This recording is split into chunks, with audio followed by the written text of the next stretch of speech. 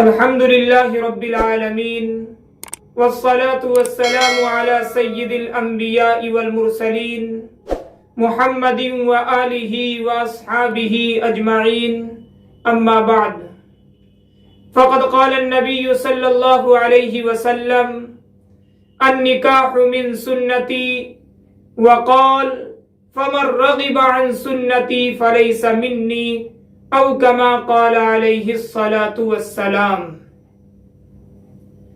اللہ رب العزت کا بہت بڑا کرم اور احسان ہے کہ اللہ رب العزت نے ہم سب کو ایمان کی عظیم دولت سے سرفراز فرمایا ہے اور ساتھ ہی ساتھ محمد الرسول اللہ صلی اللہ علیہ وسلم کی امت میں پیدا فرمایا ہے۔ اللہ تعالیٰ سے دعا کیجئے کہ اللہ تعالیٰ ہم سب کو جب تک اس دنیا کے اندر باقی رہیں ایمان کی حالت پر رکھے اور جب اس دنیا سے رخصت ہوں تو اس وقت بھی ایمان کے ساتھ خاتمہ نصیب فرمائے۔ ہم اور آپ دنیا میں جیسے جیسے زندگی گزارتے ہیں بہت سارے تقریبات میں ہم شریک ہوتے ہیں، کئی سارے تقریب خوشی کے ہوتے ہیں اور کئی سارے غم کے۔ انہی خوشی کے ایک تقریب کا نام نکاح شادی بیاہ ہے۔ آج کے ماحول میں اور ہمارے اور آپ کے سماج میں نکاح بڑا مشکل کام ہو چکا ہے۔ لوگوں نے یوں سمجھ لیا کہ جب تک اچھے سے انتظام نہ ہو، جب تک ہمارے پاس پیسہ نہ ہو، جب تک خریداری کے سارے سامان ہمارے پاس نہ ہو، تب تک نکاح کا تصور اور شادی کا تصور ہو ہی نہیں سکتا۔ حالانکہ ایسا نہیں ہے، بلکہ نکاح نام ہے دو گواہوں کی موجودگی میں ایجاب و قبول کا۔ ہم اور آپ دیکھیں، سماج میں غور کریں کہ نکاح کے نام پر شادی اور بیاہ کے موقع پر کتنے سارے رسومات، کتنے سارے بدعات، خرافات ہمارے سماج کے اندر رائج ہیں۔ ہر ایک شخص اس میں شریک ہے۔ اکثر مسلمانوں کا طبقہ سنت رسول صلی اللہ علیہ وسلم سے ہٹ کر غیروں کے طریقے کو اپنا کر شادی بیاہ کے فرائض انجام دے رہا ہے۔ انہی رسومات میں سے ایک رسم ہے مہندی کا۔ شریعت اسلام میں مہندی کا کوئی تصور نہیں۔ فی نفسی لڑکی لگا سکتی ہے، لیکن مہندی کے نام پر بہت سارے لوگوں کو جمع کرنا، باقاعدہ ایک تقریب رکھنا اور اس میں بہت سارے پیسے خرچ کرنا، شریعت اس بات کی اجازت بالکل نہیں دیتی۔ یہ غیروں کا طریقہ ہے۔ ہم نے غیروں کو کرتے ہوئے دیکھا، ہم بھی ان کے دیکھا دیکھی یہ چیز کرنے لگے۔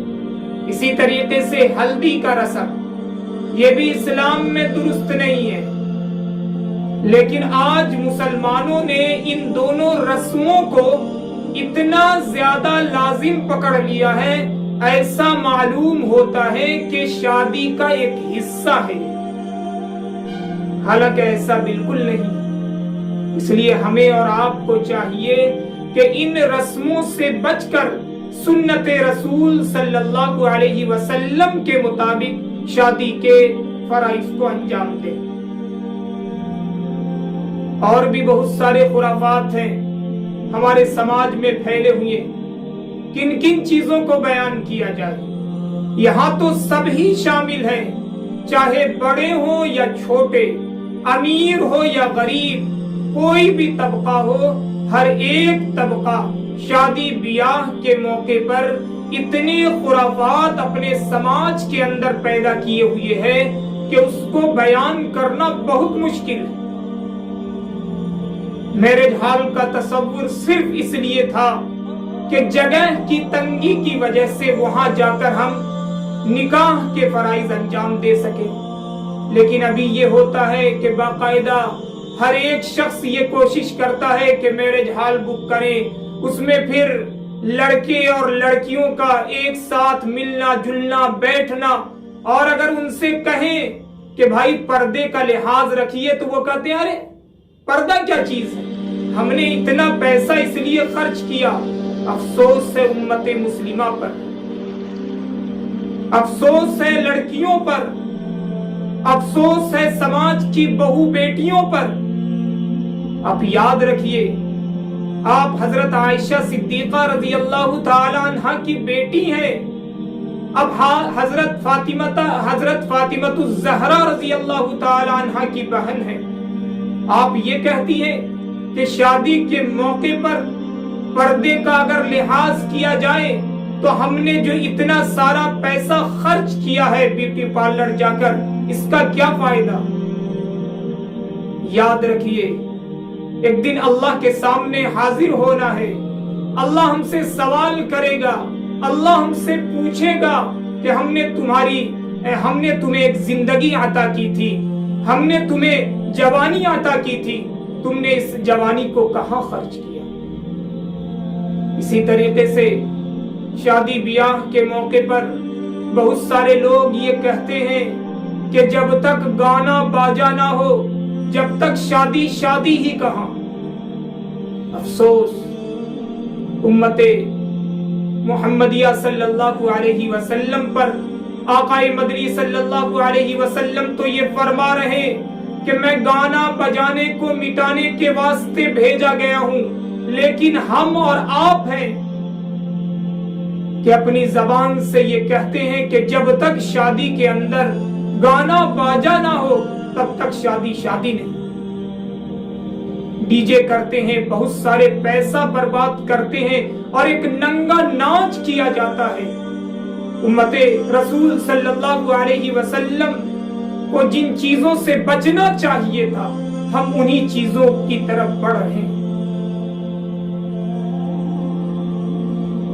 ناچ گانا سنت رسول صلی اللہ علیہ وسلم کے بالکل خلاف، لیکن شادی کے موقع پر رسول اللہ صلی اللہ علیہ وسلم کی سنت کی دھجیاں اڑائی جاتی ہیں، اور اس میں عام طبقہ نہیں بلکہ خاص بھی شامل.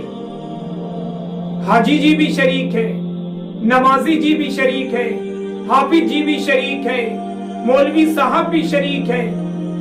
برا نہ مانیے گا، یہ حقیقت ہے ہمارے سماج کی جس میں ہم اور آپ رہتے ہیں. لیکن جب بولنے کا موقع ہوتا ہے، جب کہنے کا موقع ہوتا ہے، جب لوگوں کو سمجھانے کا موقع ہوتا ہے تو ہم اپنے راستے نکل لیتے ہیں، اپنا راستہ الگ ناپ لیتے ہیں. حالانکہ سماج کے ہر ایک فرد کی ذمہ داری ہے اگر شادی بیاہ کے موقع پر امت رسول صلی اللہ علیہ وسلم، رسول اللہ صلی اللہ علیہ وسلم کی دھجیاں، سنت کی دھجیاں اڑائیں اور اللہ کے احکام کو توڑ کر لوگوں کو خوش کرنے کے لیے اپنے شادی بیاہ میں طرح طرح کے رسومات اور بدعات کو پیدا کر رہے ہیں، تو ہماری ذمہ داری ہے کہ ہم ان چیزوں پر روک لگائیں، ہم ان چیزوں کو بند کرنے کی کوشش کریں. اگر ہم آگے نہیں بڑھیں گے، سماج میں ہم آگے کھڑے نہیں ہوں گے، تو جس طریقے سے برائیاں پھیلتی جا رہی ہے آگے چل کر یہ برائیاں بہت خطرناک بن جائے گی. پھر وہ بیٹیاں جو مال کے اعتبار سے کمزور ہیں، جن کے باپ اتنا پیسہ نہیں کماتے ہیں کہ ان کے شادی بیاہ میں میرج ہال بک کر سکیں یا اچھے طریقے سے تقریبات قائم کر سکیں، تو وہ بہو بیٹیاں کیا کریں گی؟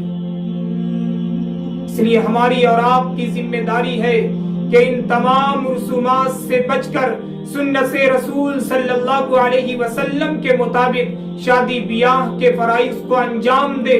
آج ہم اپنے لوگوں کو خوش کرنے کے چکر میں، اپنے بھائی کو خوش کرنے کے چکر میں، اپنے دوستوں کو خوش کرنے کے چکر میں، اپنے تائے اور چچے کو خوش کرنے کے چکر میں محمد الرسول اللہ صلی اللہ علیہ وسلم کو ناراض کر رہے ہیں، اللہ رب العزت کو ناراض کر رہے ہیں۔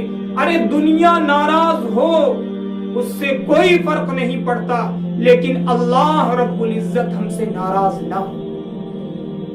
یہی چیز سوچ کر شادی بیاہ کے موقع پر ہم سنت رسول صلی اللہ علیہ وسلم کی مکمل پابندی کریں۔ اگر آج آپ نے سنت رسول صلی اللہ علیہ وسلم کے خلاف سارے کام کو انجام دیا تو یاد رکھیے، کل اگر آپ سماج میں سنت رسول صلی اللہ علیہ وسلم کو زندہ کرنے کی کوشش بھی کریں گے تو لوگ آپ پر انگلیاں اٹھائیں گے۔ اللہ رب العزت سے دعا کیجئے کہ اللہ رب العزت ہمارے شادیوں کے اندر یہ تمام رسومات، بدعات اور خرافات جو پیدا ہو چکے ہیں ان سب کو ختم فرمائے، اور سماج کے اندر سنت رسول صلی اللہ علیہ وسلم کے مطابق شادی کے فرائض کو انجام دینے کی توفیق مرحمت فرمائے۔ آمین۔ وآخر دعوانا ان الحمد للہ رب